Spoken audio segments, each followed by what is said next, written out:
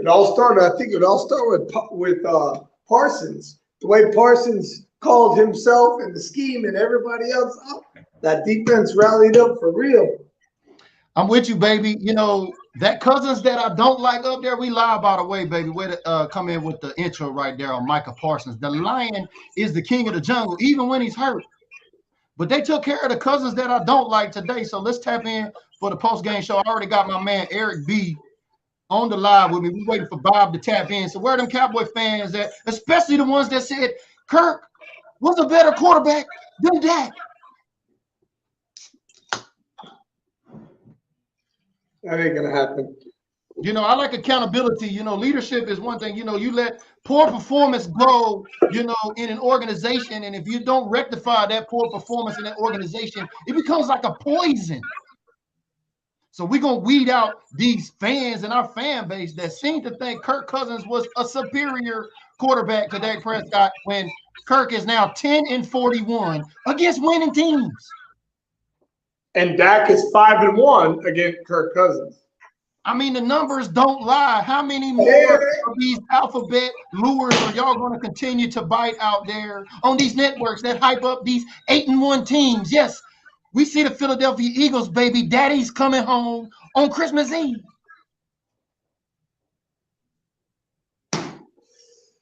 You know, we got to Kirk Cousins with pressure, and that's what we missed last week to finish the game. Although Zeke would have been nice to finish the game and help us last week, but we also missed that constant and continuous pressure that we were really good at for about 6 weeks in a row. We had so much pressure on the quarterback, no matter who we played. And when we played Green Bay, we sort of went away from that, put Parsons back out there and the linebacker floating. And you need him in the middle, on the edge, rushing the passer 75% of the time. And it worked today. We got 7 sacks, pressure on Kirk Cousins. Good night. I'm just making it simple for you. For all the fans that thought Kirk was better than Dak, just pay attention to Vegas a little bit more. They tried to tell you, you dum-dums. But we're going to wait till Bob joins us here. We're talking this post-game report. I've got the stats up here. I can show you better than I can tell you. I want to pull them up on the show here. Welcome to the show, baby. It's the post-game report. What was it? 40-3 was that the final score? That's right, a 40 burger and a Cooper Rush sighting. I know Vikings fans, PTSD is triggered big time right about now. Oh, y'all remember that?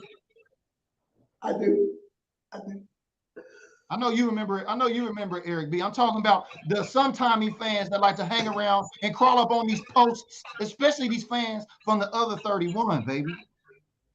Yeah, they don't want to know. I want to know something good about them. I want to keep winning. So last week was one of the hardest weeks. After that letdown of the Green Bay game, the way we lost that, it hit me real hard.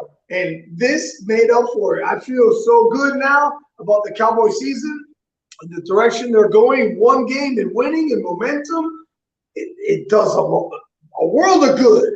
So it's bring on the Giants. It's crazy how just 7 days ago, right, things seemed to be the sky was falling, and now the Dallas Cowboys are high on this roller coaster. As we talk about these stats, look at some of these stats, y'all. Dallas Cowboys total 458 yards on offense to 183 for the Minnesota Vikings that happened to beat the Buffalo Bills.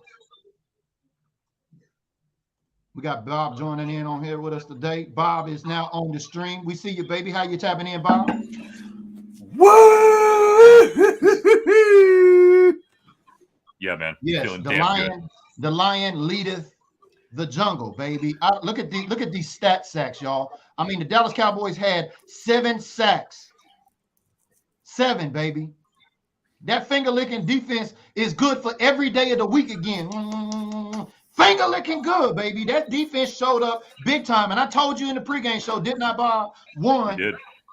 Can we stop the run? And we held the Minnesota Vikings to a 73 rushing yards. I said, can we hold them under 100 rushing yards? The defense understood the assignment. Boom, first quarter, bang, right in the mouth. Lion is on. Kirk Cousins that I don't like. Strip, sack, we get the fumble, results in 3 points. That's how the Dallas Cowboys have to set the tempo in these games in the first quarter of every game. Yep. That was the epitome of setting the tone. the epitome of coming out and saying this is how we are. And again, this is indicative of the fact that last week what we did with Micah Parsons was a real dumbass move. All right. So, and he went the hell off on everybody. And apparently everybody answered the call because they understood, put that guy on the end because that's where he wants to be now. It's obvious. He doesn't want to be a freaking linebacker. He wants to kill the quarterback, and he's doing it at the highest possible level. I can't possibly be prouder. Though I know you probably already said it, the biggest road victory for the Dallas Cowboys in history. It's a beautiful, beautiful, beautiful day, a beautiful game. Everybody showed up. It was great. It's the 150 club, if I remember correctly. Mike McCarthy with his 150th win today. And Dak Prescott, the quarterback that all these delusional Cowboy fans said was better than Dak Prescott. Dak with 150 passing touchdowns. The 150 club today. What you got to say about that, Kirk lovers? Ooh. And so what did we say here? We said this in the pregame. We said I said it would be great if we could get 150 plus yards out of the running backs and maybe 250 yards from Dak, and a total of 4 touchdowns or something like that. That's what I wanted to see. Totally surpassed all that. And Eric and I were going back and forth the entire game. It was amazing. It was like the old time. This is exactly what we could do. And before anyone says anything, I want to give y'all some real good ammunition for anybody who says shit. We beat a team with 1 loss today. Period. End of story. I don't want to hear a damn thing. We came to their house and beat them in the late months when it mattered. Oh, Kirk Cousins, winning team. Against winning teams, his stat now, all-time stat, 10-41. Lord. And they got a 40-burger hung on him today. I think it's quite apparent who the daddy is when it comes to Kirk Cousins. 1-5 against Dak? I think Dak has 5 wins to Cousins 1 head-to-head.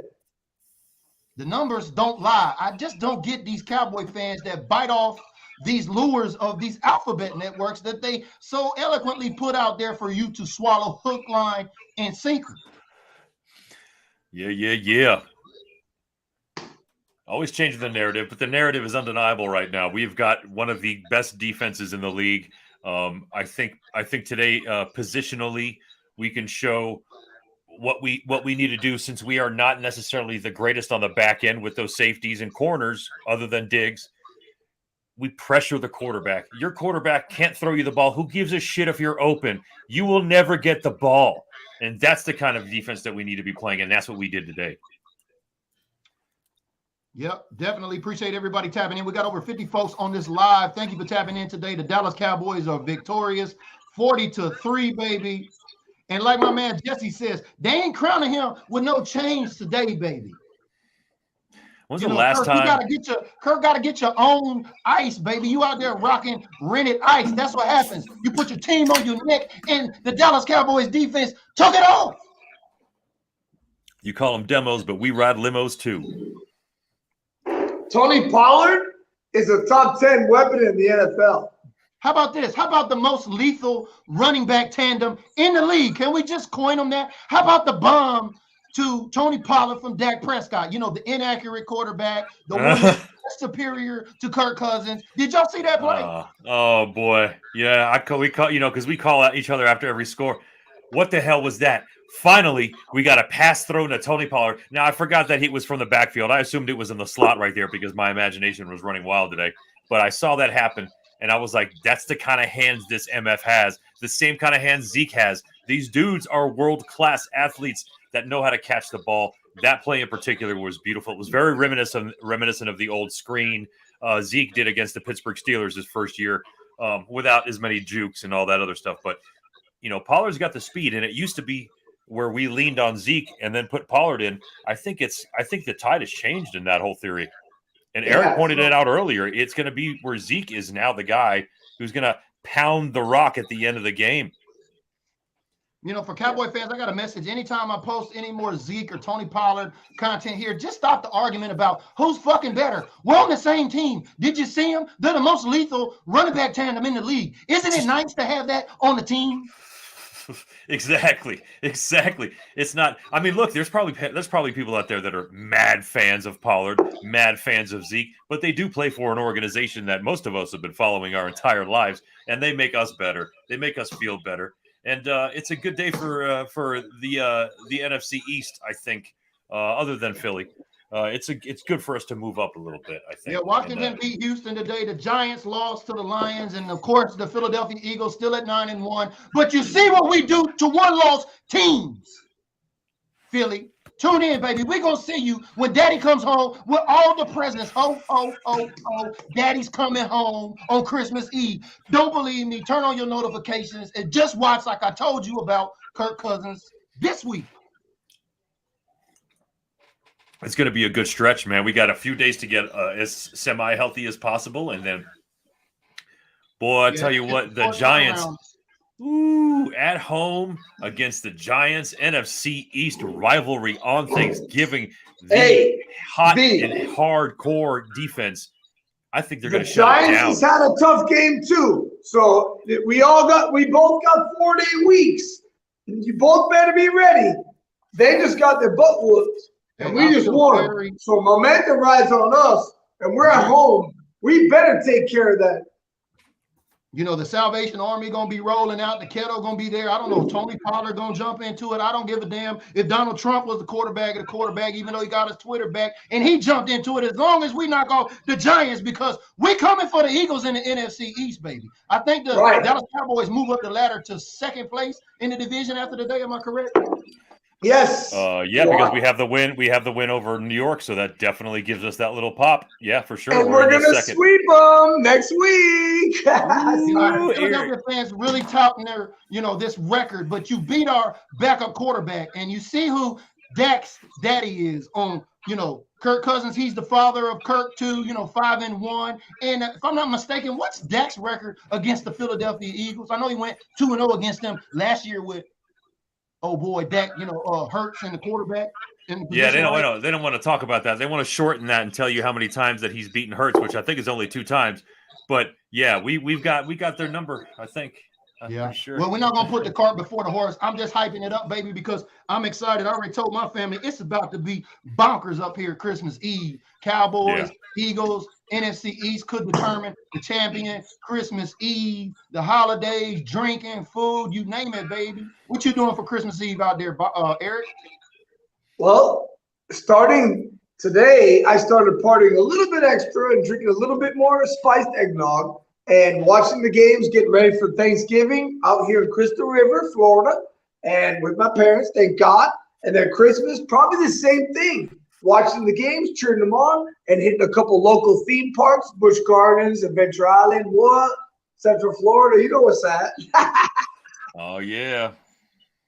Yeah. What you got planned for Thanksgiving? What you got planned? What y'all doing out there in Colorado this week, Bob? Y'all doing anything big at the house? You going out of town? Yeah, it's the first Thanksgiving in our new house, so we got my brother and his wife coming over. I got my mother-in-law and my father-in-law coming over, and my wife's gonna cook the dinner, man, and we're gonna do what we usually do, man. Sit back. The parents know very well. Her parents have known me since I was 12, 13 years old, so they know what to expect on Thanksgiving, and that's Dallas Cowboys football because their daughter is an insane Cowboys fan. So yes, she is. We got it all. Yeah, we got it all locked out, man, and we're gonna sit here and have some great fun, and then retire down to the basement and enjoy some drink and some smoke and watch the game, man, and just have a great day, man. I'm already feeling the spirit. I'm telling you, man. We went shopping today for some stuff, decorating the house a little bit. So, yeah, we're getting into spirit, man. And this game helped, man. This game helped big time. If you feel like November just started and you can't understand how Thanksgiving is already 4 days away, do me a favor, just hit like, because you with me. I don't even know where November is gone. I'm like, man, they started Christmas carols right after Halloween. You want to hear something, man? My wife and I bought a turkey like 5 days ago, and it thawed out, and we realized it was we thought it too early. And then I said to myself, wait a minute, next week is Thanksgiving? My wife's like, yeah, you didn't get it with the turkey in the freaking fridge? And I was like, well, shit, I guess I just didn't really think about it. But yeah, my friend, I know exactly what you're talking about. I was just tripping out about how fun I'm going to have on Halloween. And now, shit. Yeah, it's crazy. Time flies, man.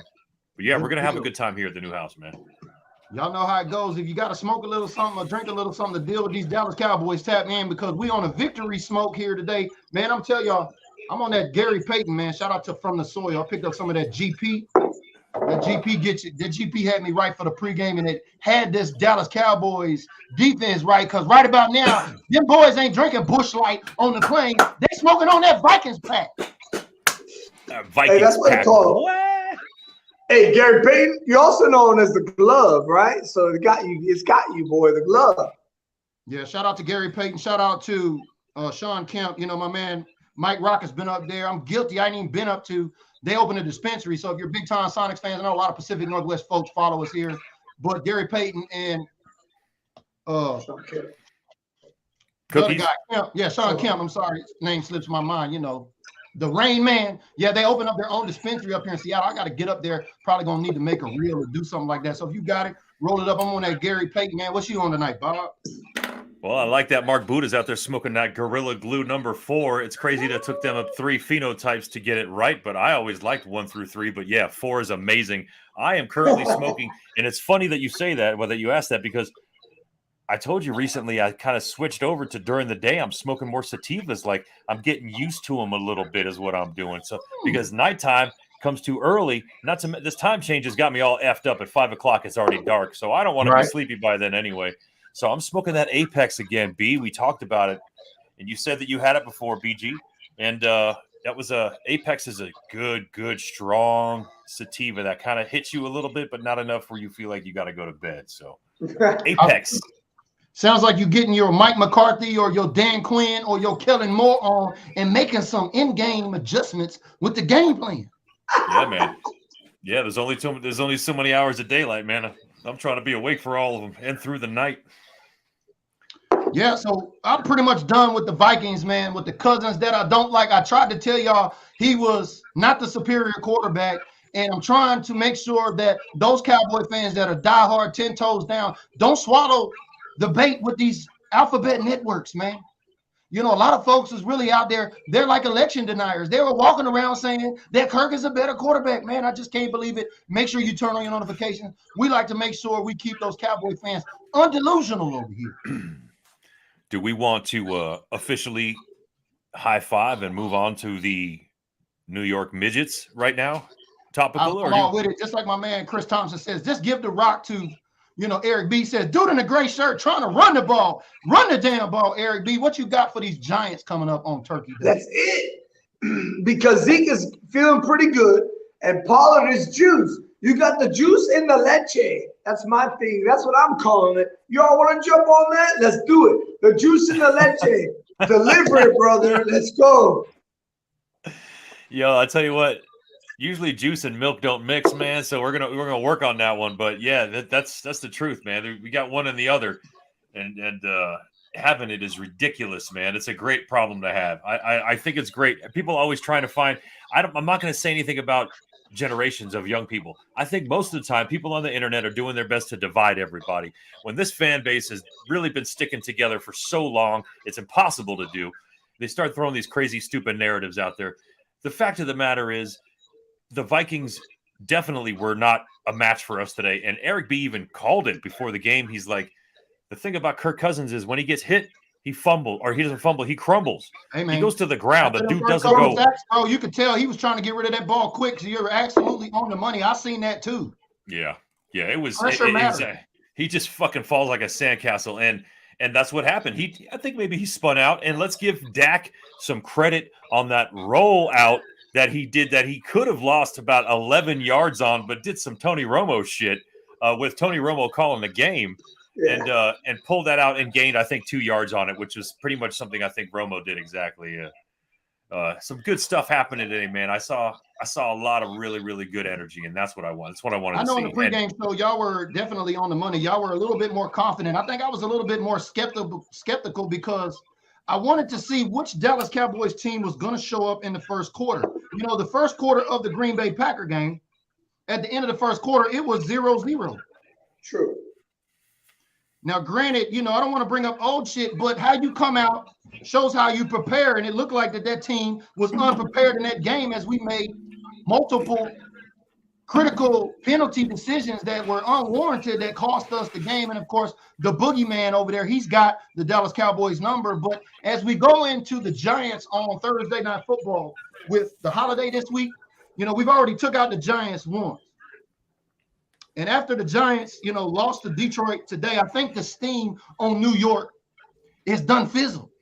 And I think the Dallas Cowboys going to come in with an extinguisher and totally put out the fire on this NFC team on Turkey Day, baby. So don't burn the turkey. Sure. You hit the nail right on the head. It's already happening, and we have to execute it, and we will execute it at home. We're both on short weeks, but we got them. We're going to juice them out.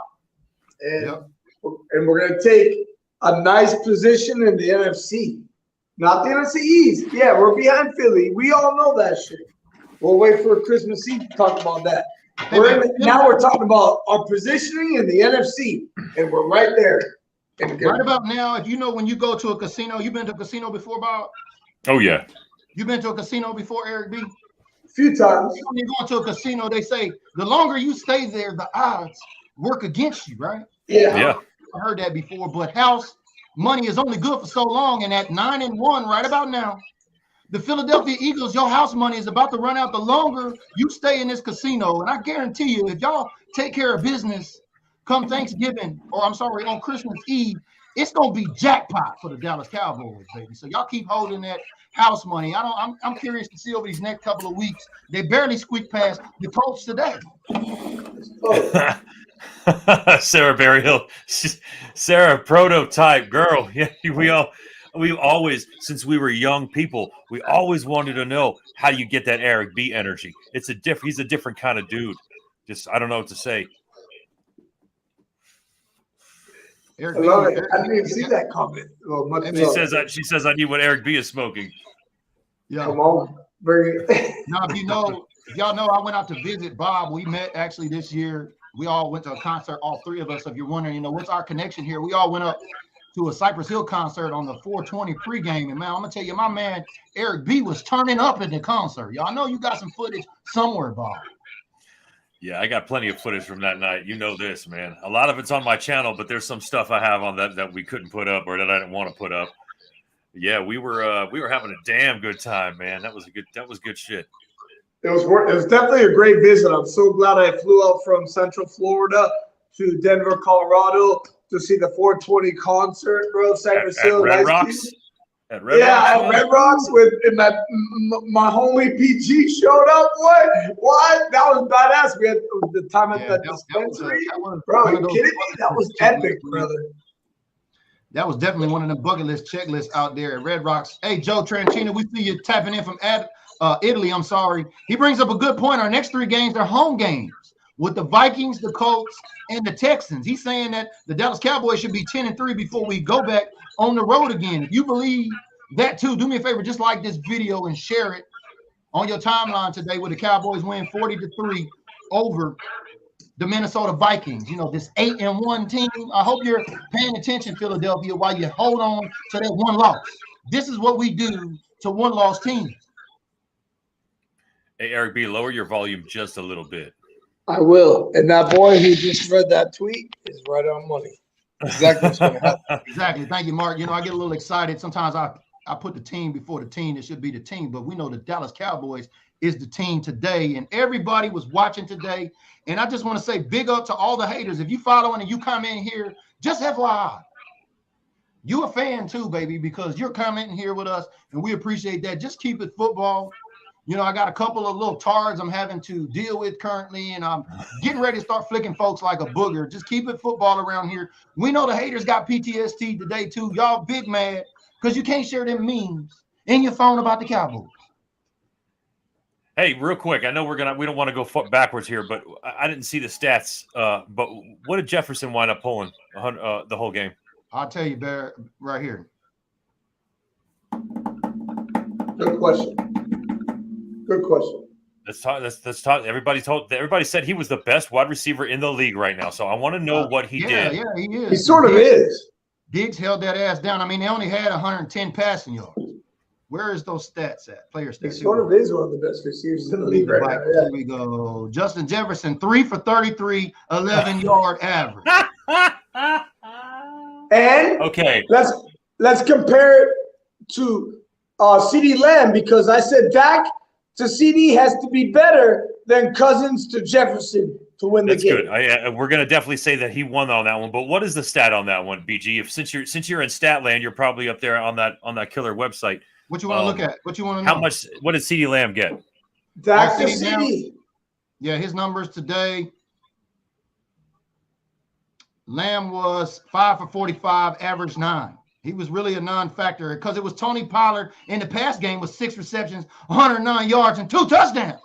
Yeah, but he still beat him. He still beat Jefferson.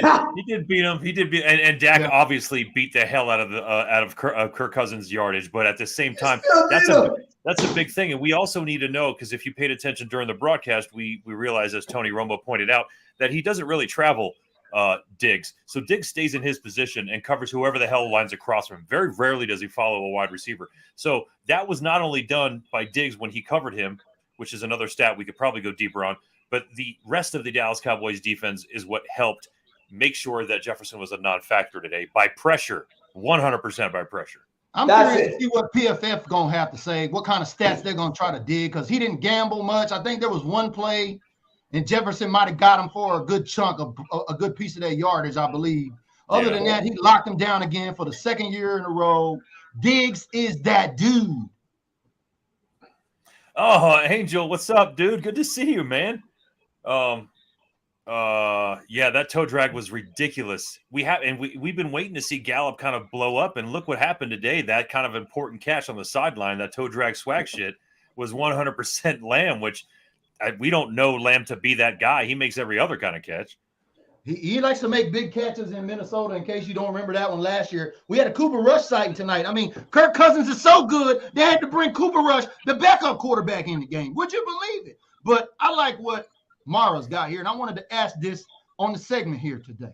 How did y'all feel about CBS switching to a more competitive football game?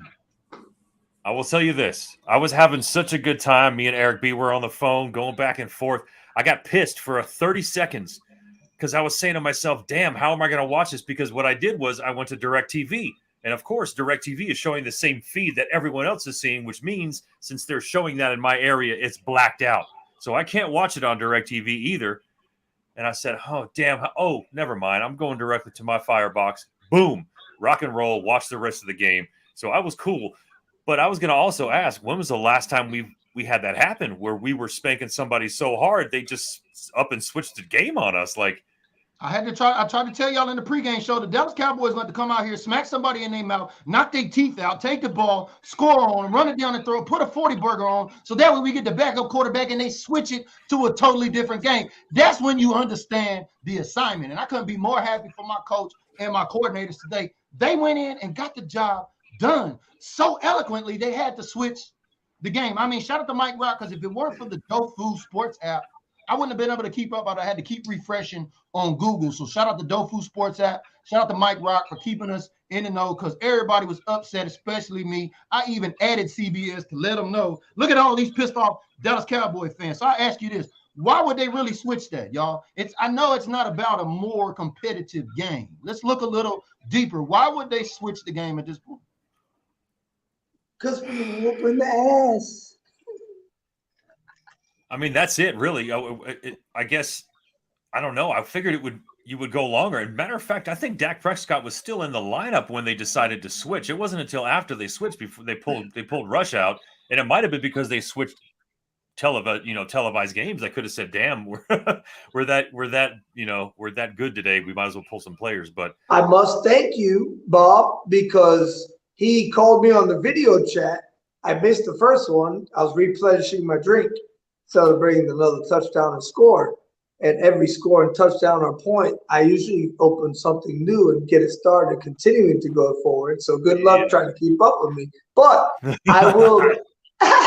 But finally, I called him back, and I was watching it. He had it on the Fire Stick, and I had the Red Zone. So I was showing the Red Zone. He was showing me the Fire Stick. We're like, all right, I got this. We got the Cowboys all day. Yeah, buddy. Yeah, I think I have my theory on it is that, these networks know Jerry Jones is franchise worth $8 billion. They don't want to give him any more shine than they want to. And I believe that's a narrative a lot of these NFL analysts on these networks and this alphabet networks out there operate to as well, because they don't want to get pigeonholed and say, oh, you and the Cowboys business. Yeah. I mean, yeah, we can't forget that. We can't forget that at all. That's definitely that probably has something to do with it. But really, guys, let's be honest here. It was 40-3. Like they're like, we can't squeeze any more juice out of this lemon. There's nothing left. And there was a tighter game going on in the Bengals game. I kind of understand it. It doesn't happen a whole hell of a lot, but it's also another one of those things where you kind of got to hang your hat on that and be like, well, shit, man, we were that good today. They decided we were just crushing them too hard. We got to just turn these Cowboys off because they're too damn good. They're too good. We got to turn them off. They're so good. I'm glad the jinx worked today. Remember on the pregame show, I told you, and I even posted it here, I put the Vikings defense in my fantasy football lineup. You want to know how many points they got me? Oh, let me hear it. -12. Holy shit. Hey, Bob, tell them about the kicker. Tell them about the kicker I dropped. But I had Maher in my lineup, and he got me 23 points. But yeah. I did that because I played King Sharon, and King Sharon's going to walk away with it. So big shout out to King Sharon. I'm playing to him in the Built Different Group Fantasy Football Supporter League, and he's going to knock me off this week. It's not enough for Maher, but I played the Vikings defense out of spite because he had the Cowboys defense, and I was just saying, what if? And even if the Cowboys lose, I'm still fine with that. Or, I mean, if the Cowboys win, I'm still fine as long as, putting that in there, it works. And, man, they got me -12 points. So, woo, it wouldn't have mattered if I had them anyway. So, shout out to King Sharon. He knocking me out this week in the Fantasy Football League. I'm happy, man, only because in the 5th round of my NFL draft, I took the Dallas Cowboys defense because I felt something about it. And today they got me one less point than Dak Prescott would have gotten me if I started him, which was 23 points. And let me tell you, man, I don't know, man. When this defense shows up, it's insane. And it's almost single-handedly my man right here.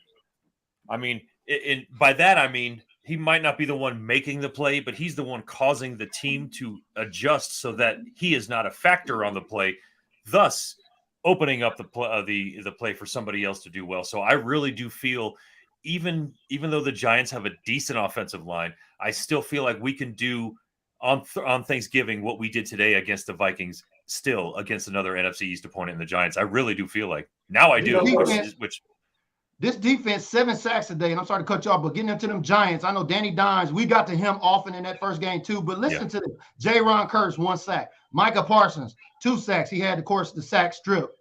Dorrance Armstrong with another 2 sacks. Dante Fowler with a sack. And, of course, the leader of the unit out there in Tank got a sack. That's 7 sacks on that finger-licking good defense. They couldn't have showed up at a better time. Where had you been the last 2 weeks? Please don't go back away. That finger-licking good defense is also good.